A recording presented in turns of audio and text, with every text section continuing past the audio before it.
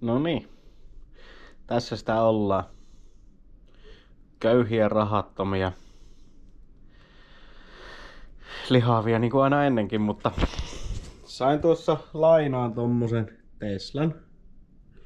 Ja tämä tarina kertoo siitä, kun Volkswagen-mies lähtee Teslalla ajamaan monen 100 kilometrille viikonloppusuoritetta.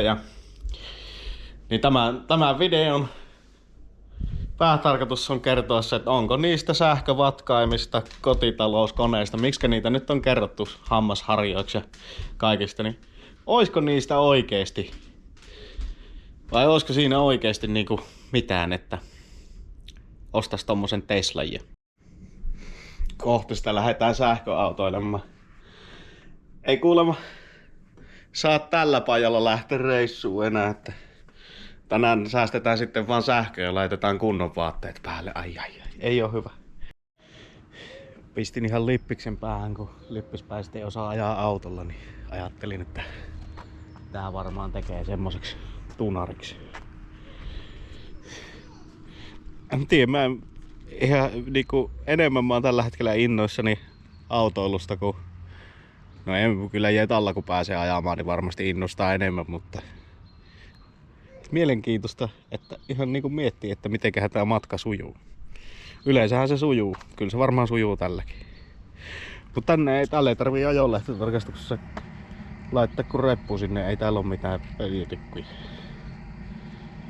Öljytikkuja, että perhe odottaa tuolla kun iski. Oho, nyt tää rupes puhuu. Joo, nyt me lähdetään. Joo, tuli range ahdistus, 51% akkua, niin käydään tuossa Jari kanssa kusella. Ja lyödään autolaturiin. Että ei meidän oikeesti tarvii tätä ladata koko kerran tällä matkalla, mutta ladataan nyt 10 kertaa.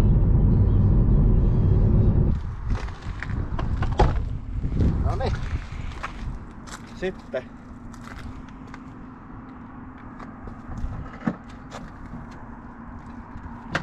Kato.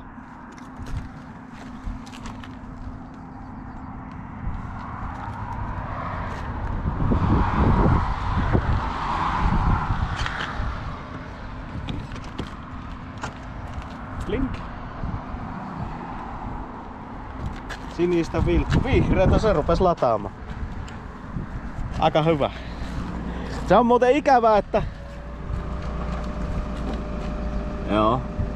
53 kilowattituntia kilowattia lata. Ikävää, että nää pitää kaikki tehdä saatana silloin kun kusettaa ihan helvetisti. Nyt on 6 minuuttia ladattu. Että kun ei esilämmitetty, niin vähän se hitaasti se lataa. 10% tuli melkein tässä, kun hen kahvikupin ja pissasin. Ja eiköhän me nyt lähdetä jatkamaan, niin me päästään sinne Jämsään hyvin. Mutta tällä pääsis, jos tässä ottais nyt on tunnin, niin tällä pääsis sinne perille asti. Mutta eihän me ooteta. Siitä tietää, että autossa on tarpeeksi tehoa, kun aina kun kiihytät sille, niin kuuluu vielä sitä silloin auto sopiva, että kanssamatkustajat pelkää.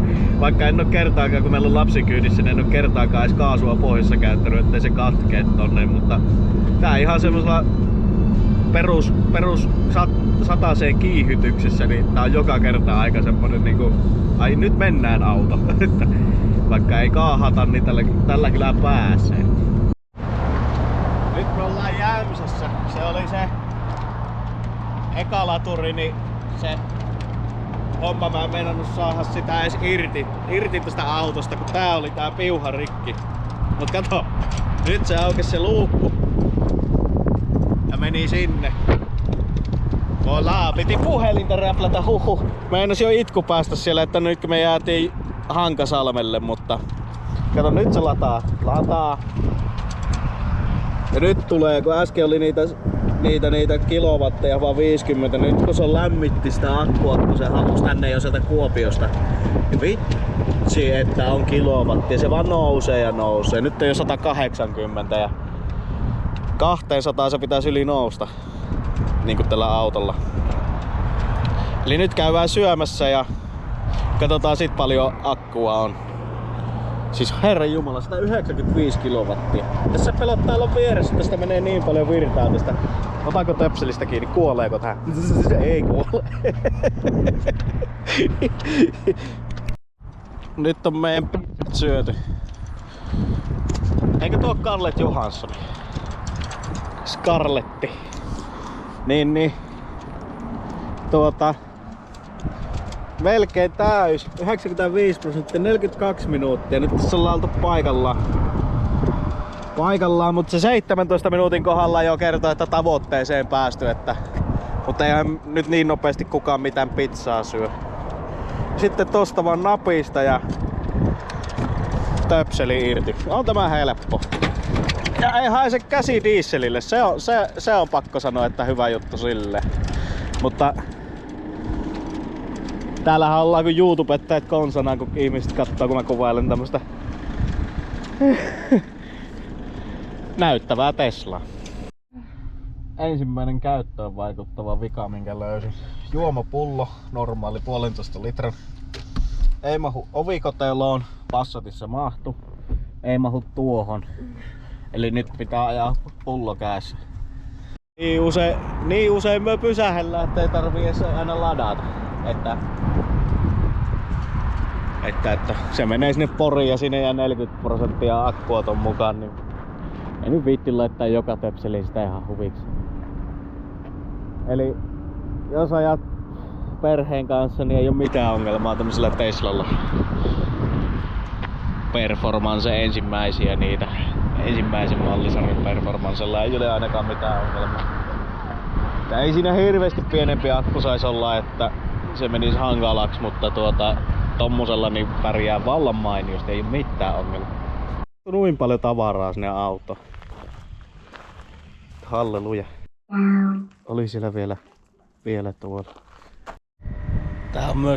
Tää on tosi kätevä tapa vieraillessa, niin sanoo, kun alkaa niitten jutut vähän ärsyttää. Sukulaisissa ollaan siis, eikä oikeesti ärsytä, mutta alkaa tuntua siltä, että on hyvä olla yksin.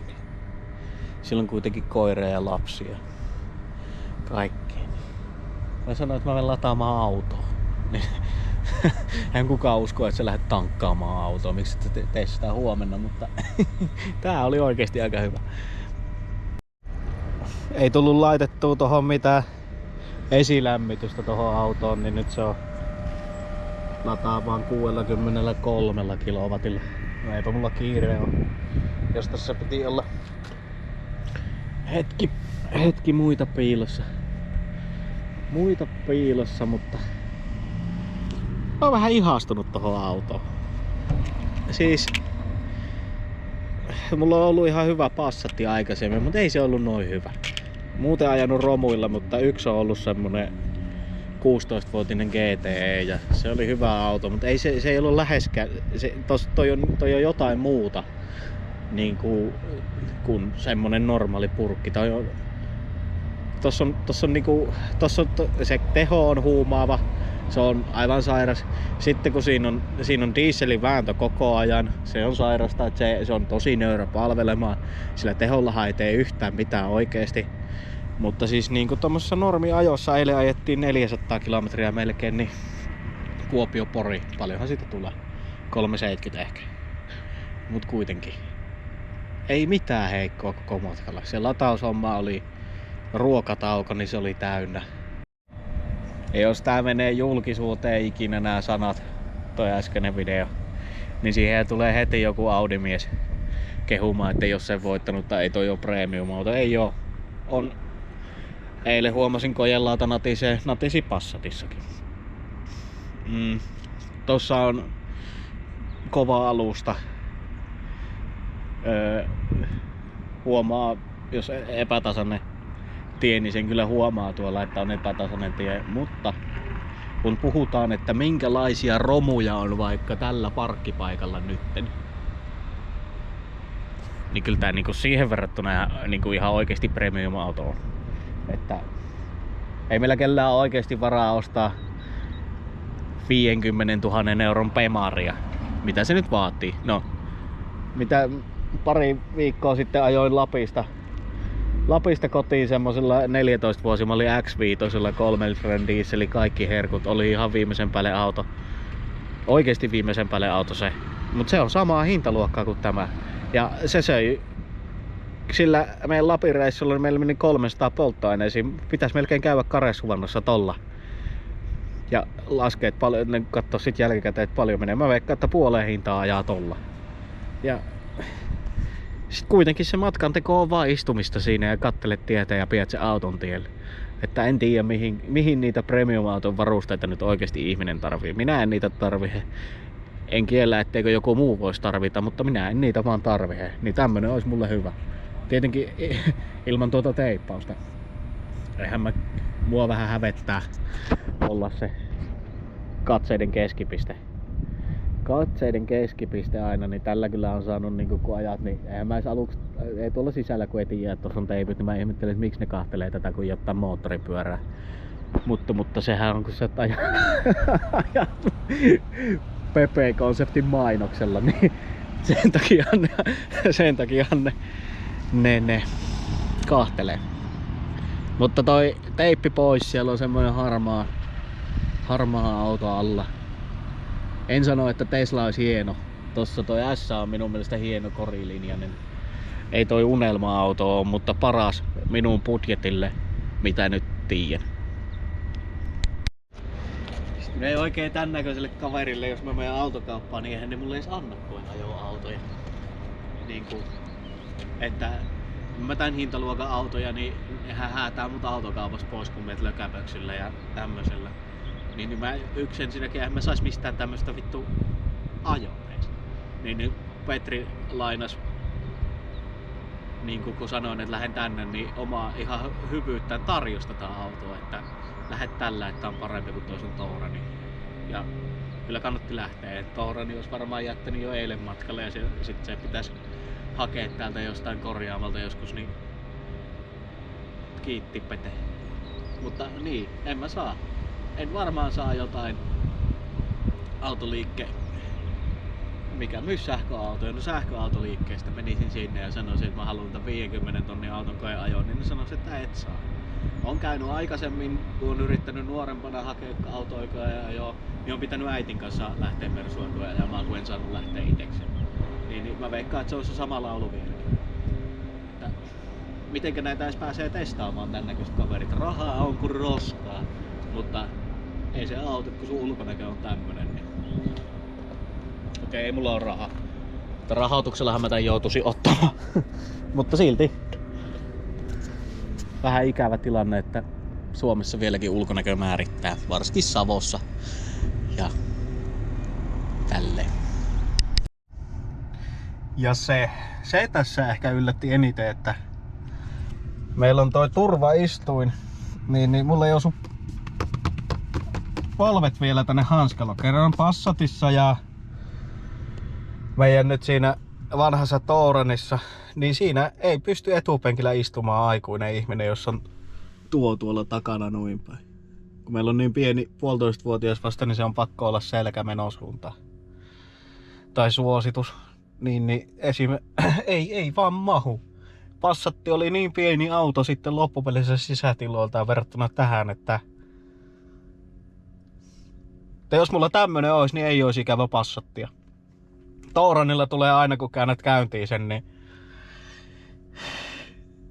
tai laitat vaihteen silmään, niin siinä tulee vähän ikävää, kun sille bonk laittaa sen vaihteen silmään ja tälleen, niin sillä tulee vähän ikävä tämmöistä oikeeta autoa, mutta ei kyllä vitsi muuten tule.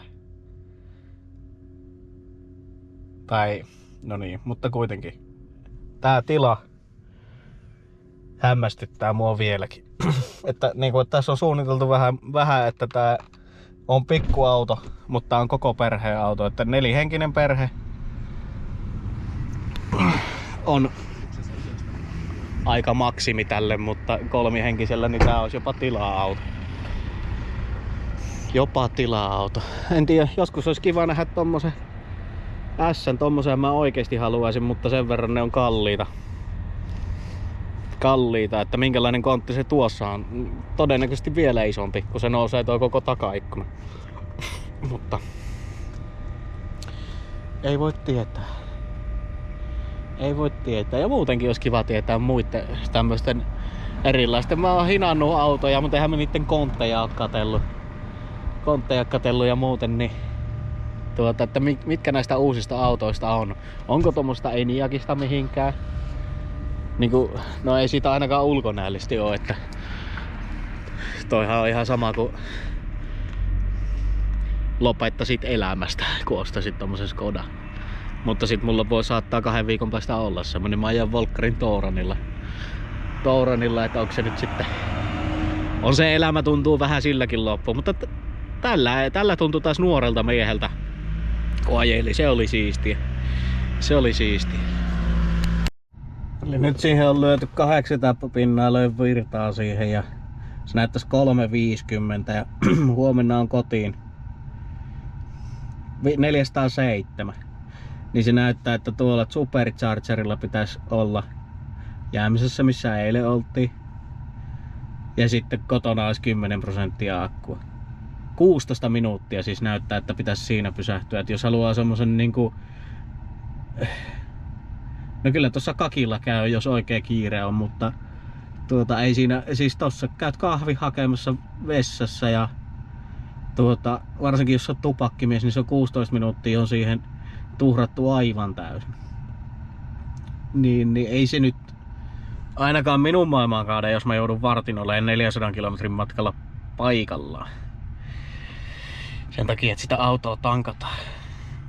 Mutta onko se nyt liian pitkä aika odottaa? Äsken olin puoli tuntia tossa noin, niin se latasi vähän reilu 30% tasaan 80, missä mä lopetin sen. Kun sit se tiputtaa sen latausteho alle 50, niin en jaksanut jäädä siihen oottelemaan. Tai 50. Jaksanut jäädä 20% oottamaan, kun tällä näköjään pääsee. Ei tarvii ahtaa sitä akkua täyttä. Mä ainakin rupeisin käyttää APC-latureita. Niissä on vessa vähän lähempänä kuin tuolla vissiin Tampereen Ikealla. Niin vaikka toi auto pitää saada laturiin ensiksi kusihädässä, lapsi saada pois sieltä kusihädästä ja sitten etsiä vessa jostain Ikeasta, niin Tää oli ensimmäinen paha rasti minun mielestä, mutta oma vika kun ajettiin tänne. Eli käveltiin se puoli kilometriä tänne. 150 metriä näyttää toi ja niin eihän mä kerkeä syödä näitä lihapullia tästä pois, kun tää jo sanoo, että 10 minuuttia matkan jatkamiseen. Tää on ressaavaa. Niin, hyvinhän me tässä keritti. Vielä jää pari minuuttia ennen kuin se on se homma täynnä. Mutta... Tai joku. Eihän se ollut edes akku täynnä, vaan niinku, että toi matkasuunnittelu. Mutta siis mähän eilen kävin tän lataamassa, mutta sit sillä piti käydä vielä suljetulla alueella vähän kiihyttelemässä ja kiihtyy. Ja ajeltiin muutenkin puolison veljen kanssa vähän se rallia tällä. Niin 5/5 auto, mutta sitten kun sillä ajelee rallia, niin sit sillä ei pääse se oma suunnitelma. Tai niin sit se vähän kusii, mutta kahdestihan meidän pitää pysähtyä ton muksun kanssa joka tapauksessa, niin samahan sitä lattailla ja nyt taas mahaa täynnä, niin sähköautolla on makeeta homma. Mieluummin esimerkiksi Porschella, mutta ei oo petellä semmoista. En oo vielä keksinyt tästä autosta. Tää on kaiketi ensimmäinen mallisarjan Tesla Model 3. Niin hirveesti valitettavaa. Että ratti on... No ne, mitä mä oon keksinyt, mitkä mua ahistaa. Tosi pikku juttuja. Ratti on paskaa materiaalia. Kämmen hikoo siihen, niin sit se on liukas. Tietenkin toi näyttö on vähän vaikea. Kun ei oo ajanut tällä. Kyllä tältä alkaa nyt löytymään niinku pyyhkijät ja... Mutta nekin on automaattiset ja sitten toi niinku... Että miten tältä saa radion päälle ja... Niinku silleen. Niin... Noi oli alkuun vaikeita, mutta niin ne on joka vitun muussakin autossa. Mutta en oo löytänyt silleen. Tämä natis vähän aikaa tullessa. Mä painoin siitä kerran, niin se lopetti sen natinan. Tää aika hiljainen, kova rengasveteli, mut niin se on kaikissa muissakin autoissa. Sitä ei saa hiljaiseksi, ellei sulla 150 000 € rahaa siihen autoon ja mulla ei oo. Niin tää on kuitenkin jo vanha paska. 2000 vuosimallia, 2020 vuosimallia muistaakseni, vai 19. Niin mitenkä hyviä autoja nää on sitten niinku, jos tulee vaikka tämän vuoden tommonen. Mä veikkaan, että se on aika makea ajella. Siitä on kaikki ne huonot jutut poistettu. Mutta tuo tila on hyvä, ei mahtava. Voisi olla, ainahan voi olla iso, niinku tilavampi. Ja pitäisikin olla, mutta sinne nyt mahtui meidän perheen täyslasti. Ehkä vähän ylikin tavaraa, niin se riittää. Se riittää. Mutta tää on vähän uutta tää, että me jossain Ikealla palloillaan. Yleensä ajetaan kaasupohjassa poikkeen, mutta katsotaan. Vielä pitäisi kerran ladata Hankasalmella. Se näytti, että sinne on 10% akkua, kun ollaan perille, että voi olla, että loppuu matkalle. Siellä on varmaan joku kollega, toi on hybridiautoilija, mutta silloin, jos yksi auto ajaa sun perässä lähellä, sen takana oli on ongelma. Jos sun perään kerääntyy jono, niin sä oot se ongelma. Mene vittu tien sivuun, niin ei ihmisten tarvii kaahata susta vaarallisesti ohi. Petri soitti, että täällä lataa liikaa sitä, että hänellä on aurinkosähkö, että siellä voi sitten ladata, mutta mä nyt minuutin annoin olla sen pitempään siitä, kun se sanoi, että päästään perille, niin nyt me päästään perille. Vittu mikä rangeahistus. Kun ei tiedä. Hullulta näyttää, kun on vaikka 15% akkua, että no niin, se loppuu nyt ihan justiinsa, mutta ei se vittu lopu. Ei se lopu. Miltähän se oikein tuntuu palata sitten sen oman volkkarin ratti? Vähän haikein mielin tossa, että viimeiset 100 kilometriä tuolla ja no, en tiedä. Se on varmaan sama asia kuin ois käynyt jossain, missä ei saa käydä ja sitten menee oman perheen luokse, niin niiltä miehiltä varmaan tuntuu tältä, kun ne palauttaa niitä elämää takaisin. No ei ehkä varmaan niillä tuntuu vähän pahemmalta, mutta siis ei minä halua luopua tuosta. Ehkä mä en vie sitä sille. Sanon vaan, että fuck you pärjäile, mulla on nyt käyttöoikeus tähän autoon, mä ajelen. Mä lähden Islantiin saatana tolla. Kattokoot kun menee jossain lautassa, että siellä se mun Tesla menee. Pystyyköhän se etänä sammuttaa tän multa? En tiedä. Mä haluun luopua tästä.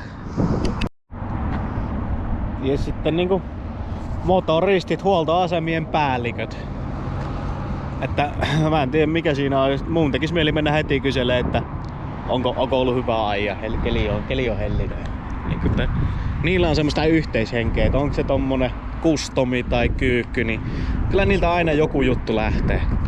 Mutta yksikään Tesla-mies ei ois moikannut. Vittu, mä oon morjestellut niille ajaessa ja vähän yritin tuossa laturillakin morjestella, mutta ei sanakaan, että kattosivat edes päin perkele.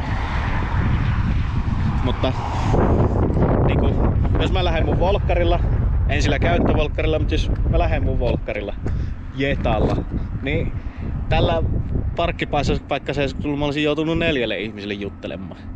Tai päässyt. Mutta ei siitä se enempää. Motoristit on hyviä tyyppejä. Sanohan Petri monesko Tesla-uskovainen musta nyt tuli kanssa? Ainakin 3. Tämän auton kanssa? Joo. Ei siinä. Kiitos vaan. Ei mitään. Joo. Tää meni ku juna ja... No se yksi latauspiuha oli, se eka latauspiuha oli rikki, et se ei lähtenyt tosta napista, vaan niin, se piti puhelimesta. Joo, ja jos on paljon käytetty piuha. Kaikki hyvä päättyy aikana. Aikamoinen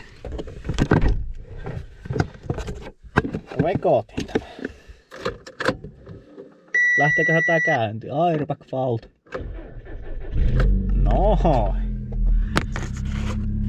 Noin nikkeesti. Täällä haisee tämmönen vanha pappa.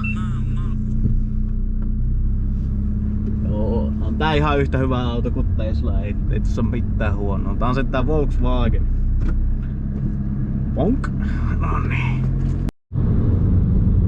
Joo, se maksaa nyt 55 € pensat, eli ne sähköt kotolla Kuopio-Pori-Kuopio välillä, että lähettiin tosta hallilta, Peten hallilta, niin lähettiin siis 80-90% akulla, eli se oli ilmasta sähköä mulle, mutta siis itse reissukustannukset, että jos nyt kotoa olisi lähtenyt omalta pihalta omalla laturilla, sä olisit jollain muutamalla eurolla se ladannut täyteen ja sitten sä olisit ajanut tommosen reissun vittu 55 €, niin eihän tämmöiselle bensapaskalla niin kannata ajella enää.